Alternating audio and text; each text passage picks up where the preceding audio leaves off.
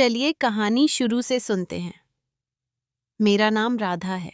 मैंने 2017 में उम्रा पूरा किया, लेकिन मेरा दिल आज भी जवान है। मेरी लंबाई 5 फीट 3 इंच है और जब मैं साड़ी पहनती हूँ तो मानो सब कुछ थम सा जाता है।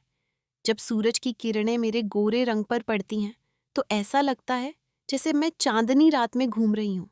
अब बात करते हैं मेरे 1 साल के भतीजे की, जो मेरा लाडला बन गया है। उसकी मासूमियत और उत्साह ने मेरे मन में एक खास चमक ला दी है। जब वह मुझे देखता है तो उसकी आंखों में एक अलग ही चमक होती है। ऐसा लगता है जैसे वह कोई खूबसूरत सपना देख रहा हो। कभी कभी वह मुझसे कहता है, आंटी, आज आप बहुत सुंदर लग रही हैं। शायद इसीलिए मेरे पति कभी कभी दिन में मेरी पूजा करते थे। हम शहर में रहते हैं क्योंकि मेरे पति सरकारी कर्मचारी हैं। मेरी 1 साल की बेटी भी है, इसीलिए मेरा पेट भी भरा रहता है। मैं अपने पति से आशीर्वाद पाने के लिए रोज़ा रखती थी। हमारी शादी को 9 साल हो गए हैं, फिर भी मेरे पति मुझसे बहुत प्यार करते हैं। मैं घर को बहुत साफ रखती थी और कभी-कभी वो मेरा मेकअप भी कर देते थे। पिछले महीने कुछ ऐसा हुआ जिसकी हमें बिल्कुल भी जानकारी नहीं थी। शाम को मेरे पति साहिल घर आ रहे थे। उनके एक दोस्त की शादी थी, इसीलिए उनके दोस्तों ने उन्हें थोड़ा पानी पिलाया और वे बाइक से घर लौट रहे थे। लौटते समय उनका एक्सीडेंट हो गया। मेरे उसी हाथ से उनकी एक टांग टूट गई। डॉक्टर ने बताया कि ठीक होने में कम से कम 6 से 9 महीने लगेंगे। यह सुनकर मेरा दिल टूट गया। हालांकि मैंने साहिल के दर्द को काबू में रखा था, लेकिन मेरे मन में एक गहरी चिंता आई।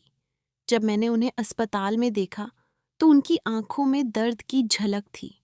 मैं तोरण के पास गई और उनका हाथ पकड़ा, इसलिए मेरी बहन और भतीजा अभिषेक उन्हें सांत्वना देने आए। मेरे देवर और भाभी वापस चले गए, लेकिन अभिषेक ने मुझसे साहिल को यहीं रखने को कहा, क्योंकि वह ठीक से खड़े भी नहीं हो पा रहे थे। मुझे बाजार से सामान लाना था और बाहर के काम भी करने थे, इसीलिए मैंने अपनी बहन से अभिषेक को कुछ दिनों के लिए अपने पास रखने को कहा। अभिषेक समझ गया और बहुत खुश हुआ। अभिषेक मेरे कानों में फुसफुसा रहा था।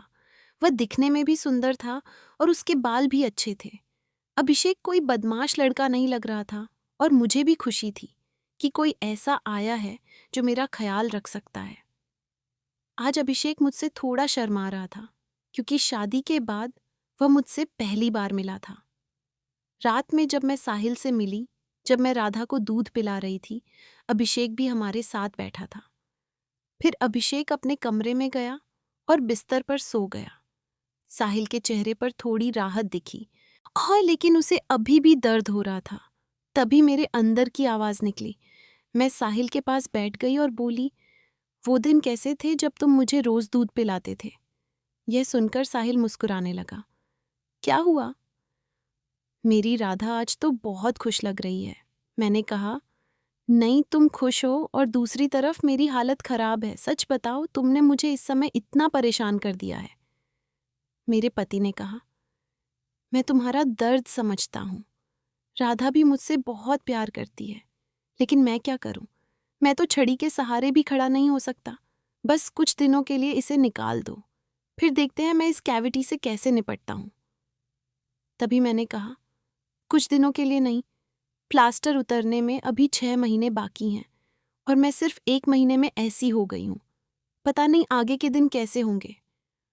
मेरे पति ने कहा, चलो, अगर वो बात ना होती तो कम ही सही, 2 घंटे से भी कम, 2 दिन। मेरी बेटी ने भी यही कहा था। तब मैंने हंसते हुए कहा, तुम्हारी किस्मत खराब है, क्योंकि तुम्हारी बेटी रानी ने बच्चे को जन्म दिया है। हम दोनों ने मेरे पति को खुश रखने की पूरी कोशिश की, पर मैं क्या कर सकती थी? सब व्यर्थ था। थोड़ी देर बाद साहिल सो गया, क्योंकि उसकी दवा में नींद की गोलियां भी थीं, लेकिन मुझे नींद आ रही थी। इसीलिए मैं उठी और अभिषेक को देखने गई कि वो सोया है या नहीं। लेकिन अभिषेक अभी भी जागा हुआ था और मैं उसका चेहरा देख रही थी। मैं उसके कमरे में गई और बोली, क्या हुआ अभिषेक? 11 बज गए हैं और तुम अभी तक सोए नहीं हो। लगता है तुम्हारा मन नहीं है। अभिषेक उठा और बोला, नहीं मूसा, ऐसी बात नहीं है। बस फ़ोन देखो और सो जाओ। फिर अभिषेक ने पूछा, तुम भी तो नहीं सोई हो? मैंने कहा, मुझे इन दिनों नींद नहीं आ रही। अभिषेक ने पूछा, क्यों, क्या हुआ? मैंने कहा, नहीं नहीं, मैं तुम्हें नहीं बता सकती। जब तुम्हारी शादी होगी, हाँ, तब तुम्हें खुद पता चल जाएगा। मोहा की ये बात सुनकर अभिषेक ने अपनी नजरें नीचे कर लीं और मन ही मन मुस्कुराने लगा। फिर मैंने कहा, अरे, तुम इतनी छोटी सी बात से शर्मिंदा हो रहे हो, बताओ, क्या तुमने किसी लड़की को पीटा है? अभिषेक कुछ नहीं बोला, वह अब भी शर्मिंदा था। फिर मैंने उसका हाथ पकड़कर कहा, अरे बेवकूफ, मैं अपने मूसा से बहुत शर्मिंदा हूं। मूसा ने कहा, सच बताओ, मैंने अपने दोस्तों से अभी तक ऐसी बातें नहीं कही हैं। मैंने कहा, ठीक है, मुझे अपना दोस्त समझ लो, क्योंकि मुझे तुमसे इस तरह बात करने में मजा आ रहा है। अभिषेक ने कहा, हाँ, मूसा ही एकमात्र था, लेकिन उसने अभी अभी मुझसे रिश्ता तोड़ लिया है। मैंने पूछा, तुमने उसे पीटा होगा? अभिषेक ने कहा, और कभी कभी मुझे आराम भी देता, लेकिन मेरी मांगें दिन ब दिन बढ़ती जा रही थीं और मेरे पति की हालत वैसी ही थी। अब सब कुछ मेरी सहनशीलता से बाहर हो गया था। मैंने सोचा कि अब सिर्फ अभिषेक ही मेरे बाल बना सकता है। वैसे मेरे मोहल्ले में 3 लड़के पढ़ते थे। जब भी मैं छत पर होती, वे मुझे देख लेते थे। जब मैं बाल बनवाने या कपड़े सिलवाने जाती, तो सिर्फ वे ही मुझे देखते थे। पहले तो मैंने सोचा कि मैं उनमें से किसी एक को काम पर रख लूं ताकि मैं परिवार के लिए कुछ काम कर सकूं। लेकिन फिर मैंने सोचा कि मैं इस घर की इज्जत हूं और कल पता नहीं कौन मुझे या मेरे पति को शर्मिंदा करेगा। इसलिए मैंने उन्हें परेशान नहीं किया। लेकिन अभिषेक घर का ही है, इसलिए मैंने सोचा कि वह मेरी मदद कर सकता है। आज मैंने पक्का इरादा कर लिया कि आज मैं अभिषेक की मदद लूंगी। उसके बाद मैं खाना बनाने के लिए रसोई में चली गई। जैसे ही अभिषेक नहा धोकर रसोई में आया, मैंने सिगरेट पीने का बहाना बनाया। मैं रसोई में बैठकर सिगरेट पी रही थी। मेरी बेटी अभी अभी अपनी नानी के घर गई थी, क्योंकि घर में उसे सिगरेट पिलाने वाला कोई नहीं था। इसलिए अब मुझे बची हुई सिगरेट पीनी पड़ी। घर में मेरे पति और अभिषेक के अलावा कोई नहीं था, इसलिए मैंने परवाह भी नहीं की। जैसे ही अभिषेक अंदर आया, वह तुरंत डर गया और बोला, माफ करना मूसा, हाँ, मुझे माफ कर दो, मैंने तुम्हें देख लिया था। नहीं, और वह जाने लगा। तभी मैंने उसे रोका। अरे अभिषेक, क्या हुआ? कुछ नहीं, अंदर आओ, अभिषेक ने कहा। अरे मूसा, मैं ऐसे कैसे अंदर आ सकता हूं? मैंने कहा। ऐसे मत करो, जल्दी आओ और मेरा काम कर दो। अभिषेक भी सोच रहा था, लेकिन मैं उसकी मूसा थी, इसलिए उसे थोड़ी असहजता हो रही थी। तब मैंने उससे कहा, अरे अब इतने शर्मा क्यों रहे हो? जल्दी आओ और मेरा काम कर दो। यह देखकर कि अभिषेक का काम पहले ही पूरा हो चुका था, मुझे बहुत दुख हुआ, लेकिन फिर भी मैंने होश संभाला। मैंने गुस्से में अभिषेक को मारा और कहा, ये क्या है बेवकूफ, तुमने तो शुरू होने से पहले ही पूरा कर दिया। फिर जैसे ही अभिषेक को नशा चढ़ा, उसने घबराकर कहा, उसने पहले कभी ऐसा नहीं किया था, इसीलिए मैंने उसके साथ ऐसा किया। मैं जाकर सफाई करके वापस आई तो उसने मेरी एक भी बात नहीं सुनी और तुरंत गुस्से में चला गया। मैंने उसे ज्यादा देर तक रोकने की कोशिश भी नहीं की, क्योंकि मैं समझ गई थी कि उसके लिए यह इतना आसान नहीं होगा। इस अफरा तफरी में आज खाना भी देर से मिला, इसलिए मैंने जल्दी से खाना बनाया और साहिल को कमरे में देने चली गई। साहिल भी बैठा खाने का इंतजार कर रहा था। साहिल बहुत सीधा साधा इंसान है, वह मेरी बहुत चिंता करता है। जब मैं उसके लिए खाना लेकर गई तो वह पसीने से भीगा हुआ था। मुझे देखकर उसने कहा, इतनी जल्दी में क्यों थी? करुणा, तुमने अपना काम देर से खत्म किया, देखो तुमने अपना क्या हाल कर लिया है। तब मैंने उसे चिढ़ाते हुए कहा, कुछ नहीं, जब तुम काम करते हो तो मेरी हालत और भी खराब हो जाती है, और फिर मैं तुमसे कहती हूँ कि मुझे संभालो, लेकिन तुम कुछ न कहकर काम का बोझ दोगुना कर देते हो। मेरी ये बात सुनकर मेरी पत्नी मुस्कुराने लगी। राधा, तुम भी तो मेरी बात मान लेती। उसके बाद साहिल ने खाना खाया और मैंने उसे दवा भी दी। दवा लेने के बाद वह सो गया और आराम करने लगा। मैं भी थक चुका था, इसलिए मैंने नहाया धोया नहीं। उसके बाद मैं अभिषेक के कमरे में उसे देखने गया, लेकिन वह भी सो रहा था। फिर मैं भी आया और आराम करने लगा। शाम को जब मैं अभिषेक को कुछ देने गया तो वह फ़ोन पर बात कर रहा था।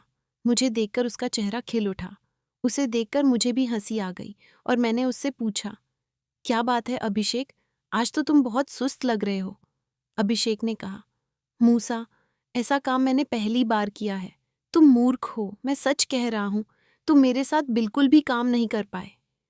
तभी मैंने उसे डांटा और कहा, अरे बेवकूफ, कब से नाटक करने लगे?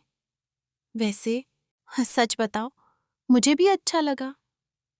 उसके बाद मैंने अभिषेक को चाय दी और उसके साथ बातें करते हुए चाय पी। हम दोनों बातें करने लगे। आज अभिषेक का मूसा मेरे लिए फूल जैसा था। वह मेरी तारीफ ही कर रहा था। मूसा, तुम बहुत अच्छे हो। मैं सोच रहा हूं कि मैं जीवन भर तुम्हारे घर में ही रहूंगा।